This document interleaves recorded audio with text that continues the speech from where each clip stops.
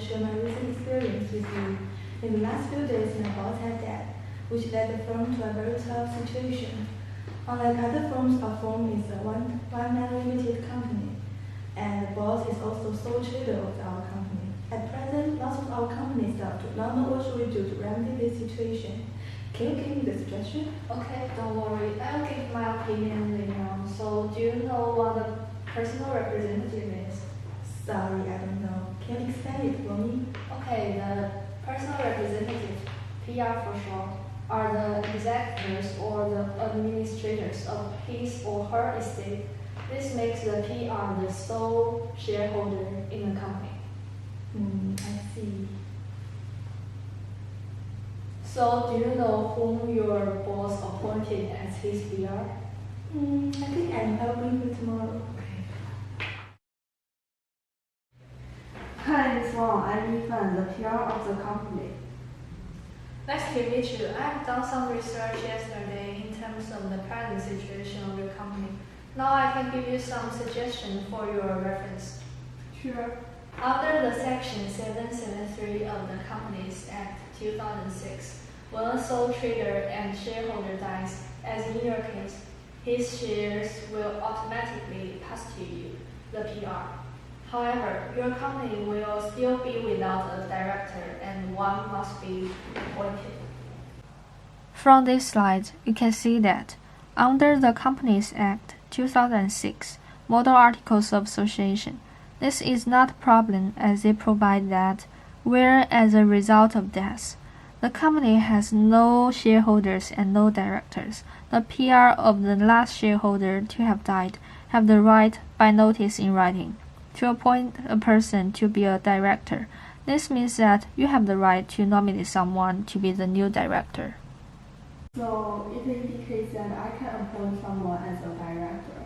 Not really. One thing we need to be aware of is that if your company is operating under the Companies Act 1985 prescribed Articles of Association, or where a company is operating under outdated bespoke Articles of Association.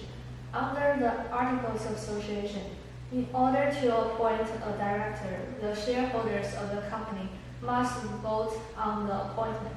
However, the shareholder, in this case is you, the PR, can only attend and vote at the meeting if they are registered as a member of the company.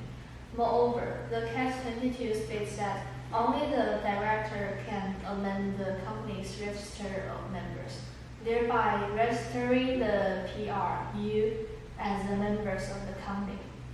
As the sole director and the shareholder of the company has died, it's impossible for the PR to be added to the register of members, meaning that the PR is unable to appoint a director.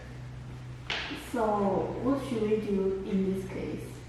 To avoid this situation, you need to apply to the court for the register of members to be amended. I have found this case. You can have a look.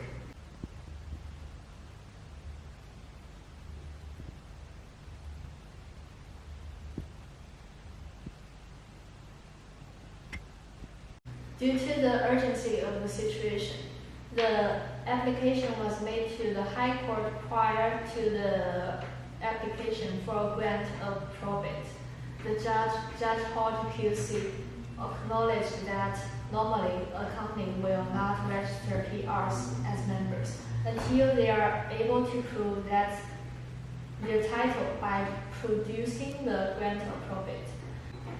However, it was decided that in these circumstances, without the intervention of the court, the unnecessary delay involved in waiting for the issue of the grant of probate would affect the survival of the company and the interests of its employees. Therefore, on these grounds, the court used its power to rectify the register of members. I see. So what's your advice to us now?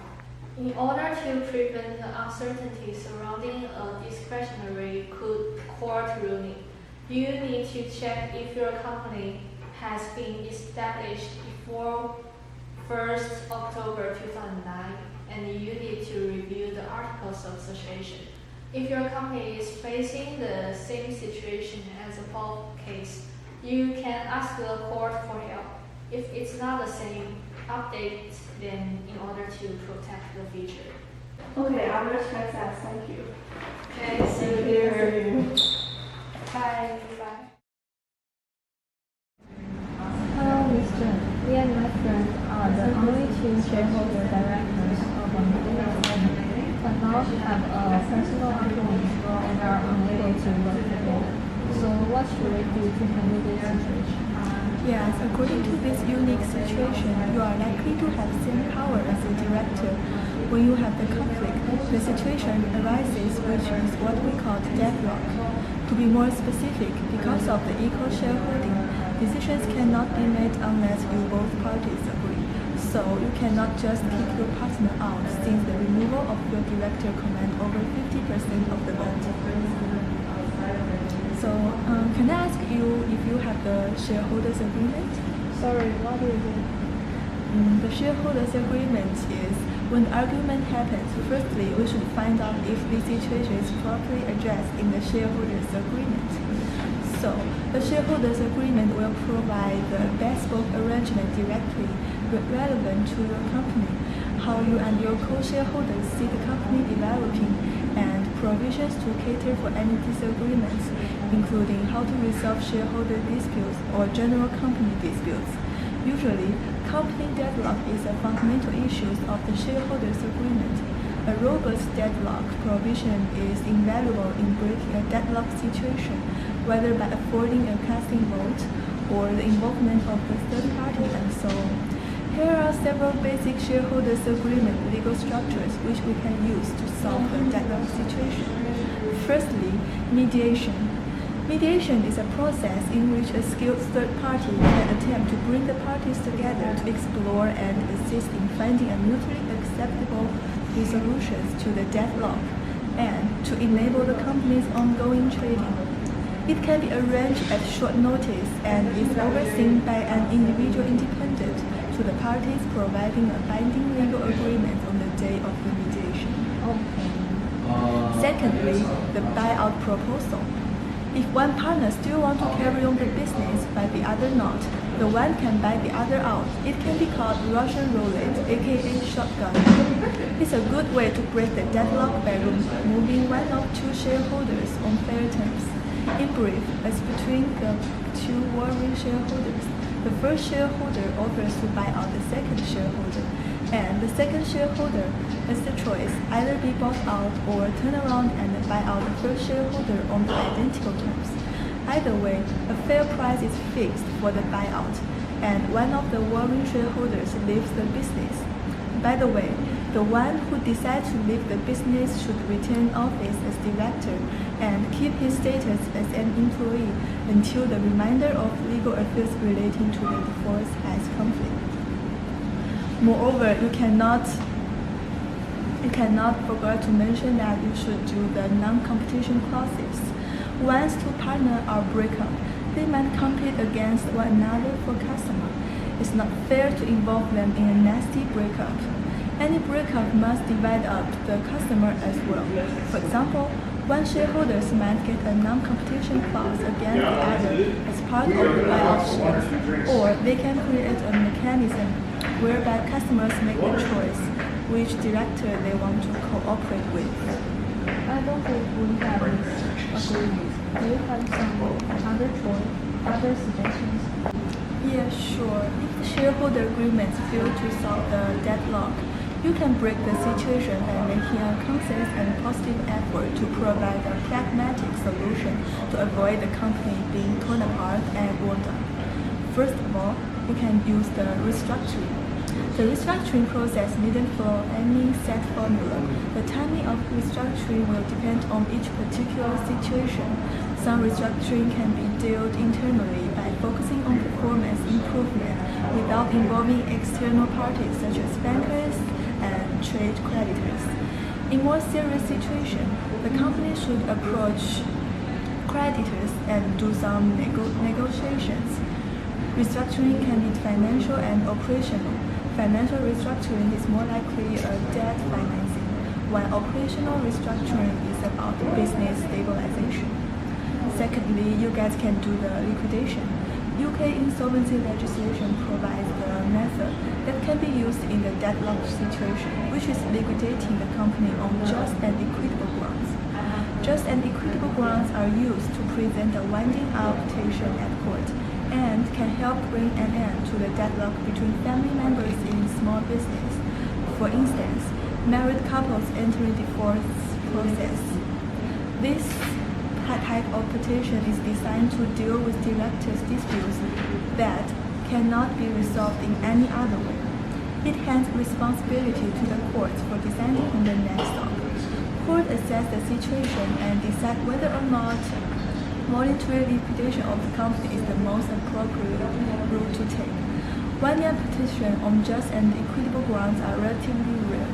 The court will take into account whether mutual trust and confidence has broken down, and whether there are other options apart from voluntary liquidation. Thirdly, divide the business equally. If these two shareholders or directors don't want to work with each other anymore, but still want to carry on the business, they can divide the business and do their own one separately.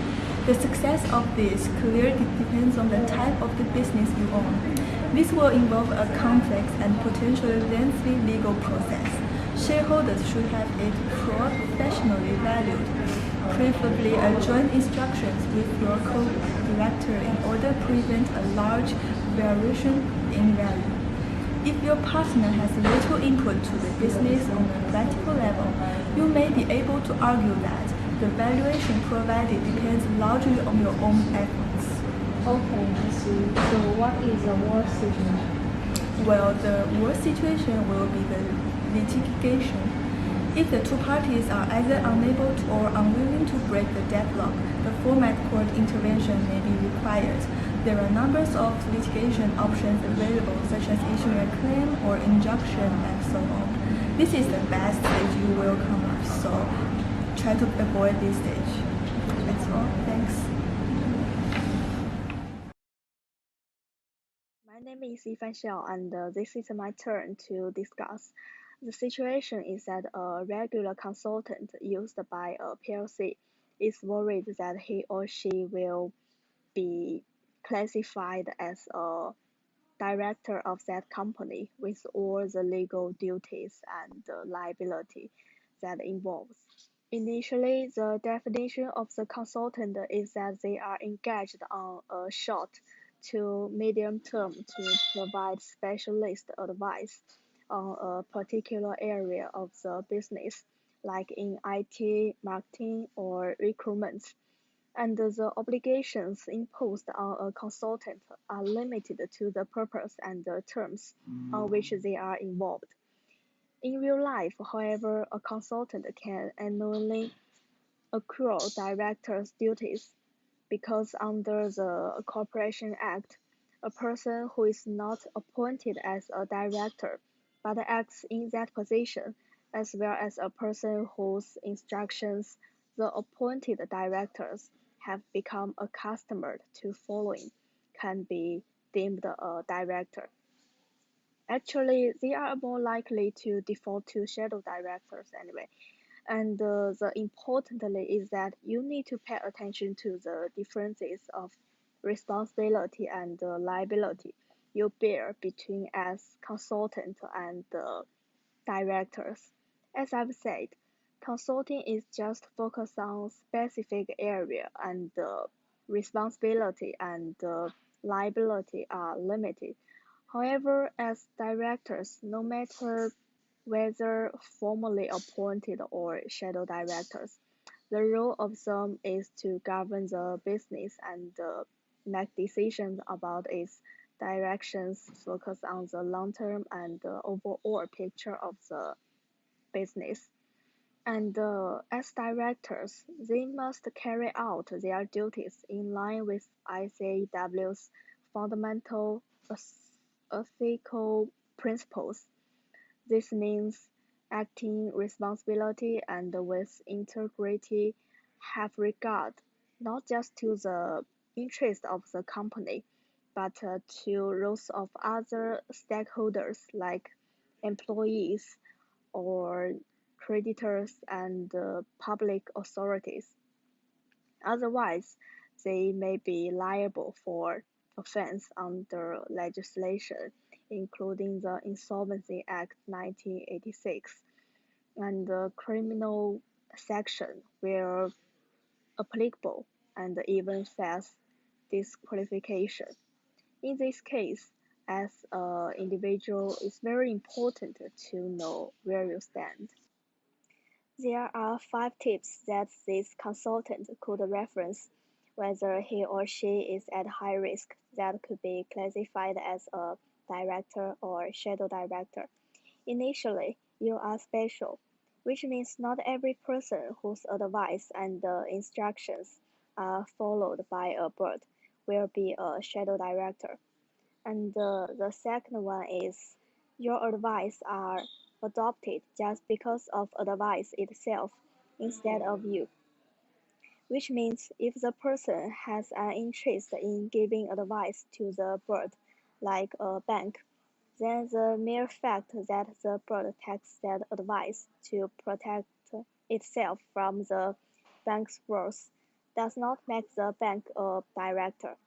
And the third one is that you don't need to control overall, or if controlling, you should actually exercise your control over the company, which means a shadow director does not need to have control over every facet of company, nor does it matter that the company disregards the shadow director's advice from time to time. Even if a person is in a position of control over the company, it needs to be shown that the person actually exercised their control over the company to be found a director. And the last one is that you should have critical influence in controlling the real decision making, where the board splits into a majority or minority faction. The person may be a shadow director if the influence controls the real decision makers. However, if you just give advice to the company or directors in the proper performance of your functions, attention to your professional capacity, or your business relationship with the directors or the company, and you will not be a shadow director simply because the company or directors follow your advice.